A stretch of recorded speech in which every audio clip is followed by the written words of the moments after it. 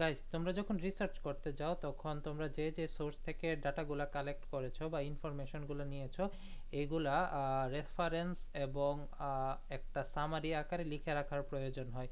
এটাকে annotated bibliography বলা হয়। এই অ্যানোটেটেড বিবলিওগ্রাফি লেখাটা একটু সমস্যা, কারণ এখানে প্রথমত রেফারেন্সটা দেওয়া লাগে এবং আমাদের যে অ্যানোটেশন যেটাকে বলা হয় সামারি, বা আমি যে জিনিসটা ওই রিসার্চ পেপার থেকে পেয়েছি ওই জিনিসটা সুন্দর করে লেখা লাগে। তো এই ডকুমেন্টটা আমরা আজকে একটা অনলাইন টুলস দেখব, যেটার মাধ্যমে খুব সহজে আমরা এই জিনিসটা বানিয়ে ফেলতে পারি। এটার নাম হলো কুইলবোট সাইটেশন জেনারেটর। এই কুইলবোট সাইটেশন জেনারেটরের মাধ্যমে আমরা খুব সহজেই অ্যানোটেটেড বিবলিওগ্রাফিটা করে ফেলতে পারি। তো আমরা এখানে ফ্রি সাইটেশন জেনারেটর, এখানে আমরা ধরো আজকে আমরা এই দুইটা পেপারের অ্যানোটেটেড বিবলিওগ্রাফি বানাবো। তো আমরা প্রথমে কি করব, এখান থেকে ডিওআই নাম্বারটা নিব, নাম্বারটা নিয়ে ফ্রি সাইটেশন জেনারেটরে আমরা পুট করব, পুট করার সাথে সাথে সাইট দিব।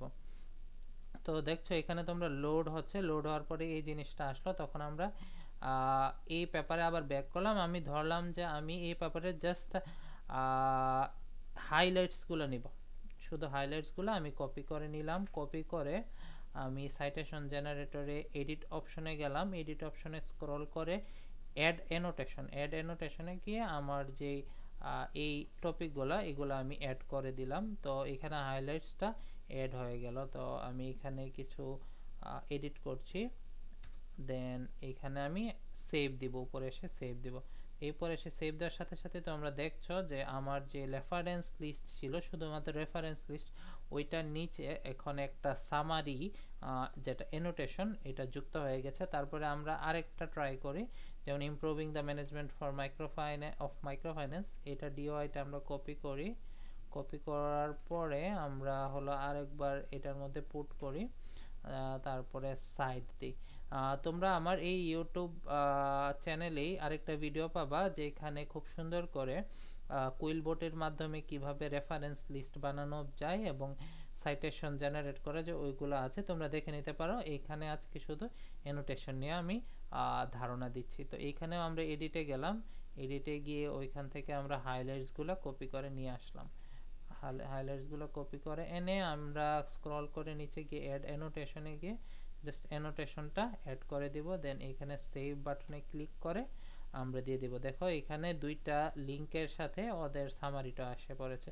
তো আমি যদি এখন এক্সপোর্টে ক্লিক করি, দেন এখানে অটোমেটিকলি রেফারেন্স একটা ফাইল আসা পড়বে। আমি যদি ক্লিক করি তাহলে দেখা যাচ্ছে যে এখানে রেফারেন্স, এই যে এতটুকু পর্যন্ত রেফারেন্স, তারপরে এটার সাথে যে অ্যানোটেশন এটা অ্যাড হয়ে গেছে। এখানে রেফারেন্স, এই যে এটা পর্যন্ত রেফারেন্স, তারপরে হাইলাইটসে এই জিনিসটা হাইলাইটসের মধ্যে অ্যানোটেশনটা হাইলাইটস আকারে অ্যানোটেশনটা এসে পড়েছে।